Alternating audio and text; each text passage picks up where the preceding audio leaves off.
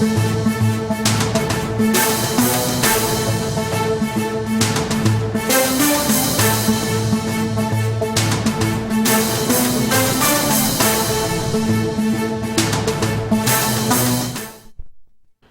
లో చూస్తున్నాం. 3 రాష్ట్రాలకు గవర్నర్లను నియమించారు రాష్ట్రపతి. గోవా గవర్నర్ గా అశోక్ గజపతిరాజు, హర్యానా గవర్నర్ గా అశిమ్ కుమార్ ఘోష్, లడాక్ ఎల్జీగా కవీందర్ గుప్తాను నియమించారు. 3 రాష్ట్రాలకు గవర్నర్లను నియమిస్తూ రాష్ట్రపతి ఉత్తర్వులు జారీ చేశారు.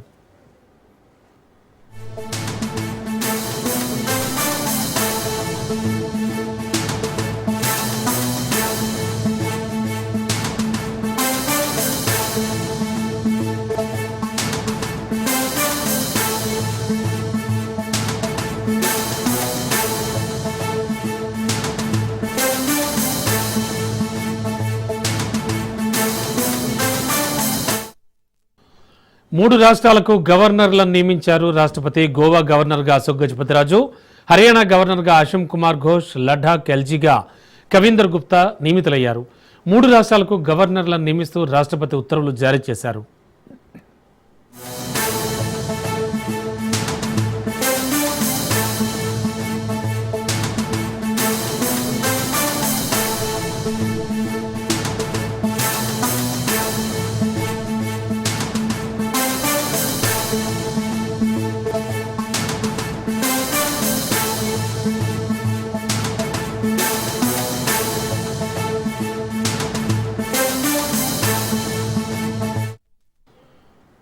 బ్రేకింగ్ లో చూస్తూ ఉన్నాం. 3 రాష్ట్రాలకు గవర్నర్లను నియమించారు రాష్ట్రపతి. గోవా గవర్నర్గా అశోక్ గజపతిరాజు, అలాగే హర్యానా గవర్నర్గా అశిమ్ కుమార్ ఘోష్, లడాక్ ఎల్జీగా కవీందర్ గుప్తా నియమితులయ్యారు.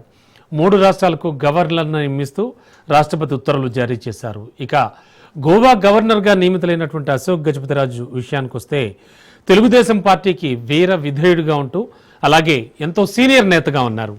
ప్రస్తుతానికి ఏపీలో కూటమి పాలన నడుస్తూ ఉండడం, అలాగే చాలా విషయాలు అశోక్ గజపతిరాజు గవర్నర్గా నియమితులవడానికి కారణమయ్యాయి.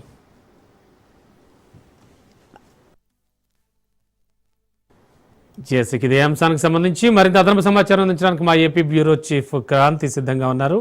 క్రాంతి, ఓవరాల్గా తెలుగుదేశం శ్రేణులు ఏమంటున్నాయి? అండ్ కూటమి ఆల్రెడీ అధికారంలో ఉంది. ఈ నేపథ్యంలోనే అశోక్ గజపతిరాజు గారికి అంటే ఒక ఖచ్చితంగా సముచితమైన స్థానం కల్పించారు అని అంటున్నాయా? ఏమిటి సిచ్యువేషన్? ఎస్ రఘు, రాష్ట్రపతి ద్రౌపది ముర్ము ఈ రోజు 3 నామినేటెడ్ పదవులకి సంబంధించి 3 రాష్ట్రాలకి గవర్నర్లను నియమిస్తూ రాష్ట్రపతి ద్రౌపది ముర్ము ఉత్తర్వులు జారీ చేయడం జరిగింది. దానిలో ముఖ్యంగా అటు హర్యానా గవర్నర్ గా అశిమ్ కుమార్ ఘోష్, దానికి సంబంధించి గోవా గవర్నర్ గా అశోక్ గజపతిరాజు, లడాక్ లెఫ్టినెంట్ గవర్నర్ గా కవీందర్ గుప్తాలకి సంబంధించి కేంద్రం నియమించిన సంగతి తెలిసిందే. ఇక అశోక్ గజపతిరాజుకి సంబంధించి తెలుగుదేశం పార్టీ సీనియర్ నేతే కావటం, దాంతో పాటు రాజులు అటు అశోక్ గజపతిరాజుకి సంబంధించి గత 2014-19 ప్రభుత్వ హయాంలో ఎన్డీఏ కూటమి ప్రభుత్వంలో అటు పౌర విమాన శాఖ కేంద్ర మంత్రిగా కూడా పనిచేసిన అనుభవం, అదేవిధంగా పార్టీకి టీడీపీకి చాలా సంవత్సరాలుగా విధేయుడిగా ఉంటూ కొనసాగుతూ చంద్రబాబుతో పాటు సమకాలిక రాజకీయాలు చేస్తూ రాజకీయ పరంగా ఎలాంటి మచ్చ లేని వ్యక్తి అశోక్ గజపతిరాజుగా కూడా చెప్పుకోవచ్చు. చంద్రబాబుకి సంబంధించి అత్యంత సన్నిహితుడు.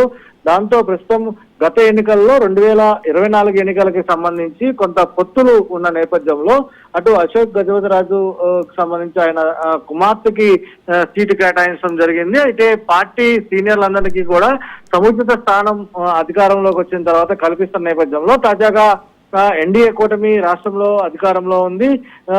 టీడీపీ నుంచి కొంత సీట్లు త్యాగం చేసిన వ్యక్తులు కావచ్చు, అదేవిధంగా పార్టీకి సీనియర్లుగా ఉంటూ చంద్రబాబుతో పాటు సమకాలికలుగా ఉన్న అటు యనమల రామకృష్ణుడు కావచ్చు, అదేవిధంగా ఇటు అశోక్ గజపతిరాజు కావచ్చు, వీరందరికీ సంబంధించి కూడా అటు సమకాలిక ఆయన సముచిత స్థానం పార్టీలో కల్పిస్తూ దాంతో పాటు రాజకీయానికి సంబంధించిన నామినేటెడ్ పదవులు సైతం కూడా ఇచ్చేందుకు సిద్ధమవుతున్న నేపథ్యంలో తాజాగా అశోక్ గజపతిరాజుకి సంబంధించి ఈ రోజు అటు దానికి గోవాకి సంబంధించి అటు గవర్నర్ గా కూడా నియమిస్తూ రాష్ట్రపతి ద్రౌపది ముర్ము ఈ రోజు ఉత్తర్వులు జారీ చేయడం జరిగింది. ఈ నియమితుల పట్ల ప్రస్తుతం తెలుగుదేశం కార్యకర్తలందరూ కూడా హర్షం వ్యక్తం చేస్తున్న పరిస్థితుంది.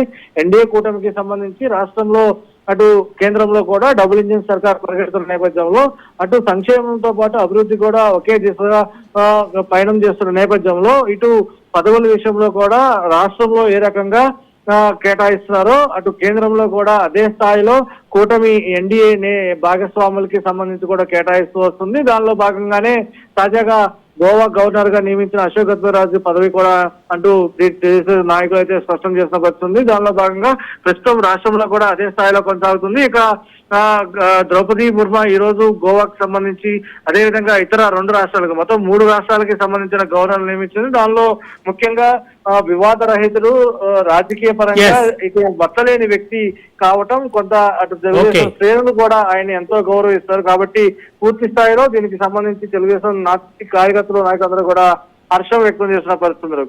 Okay, thank you Kranti.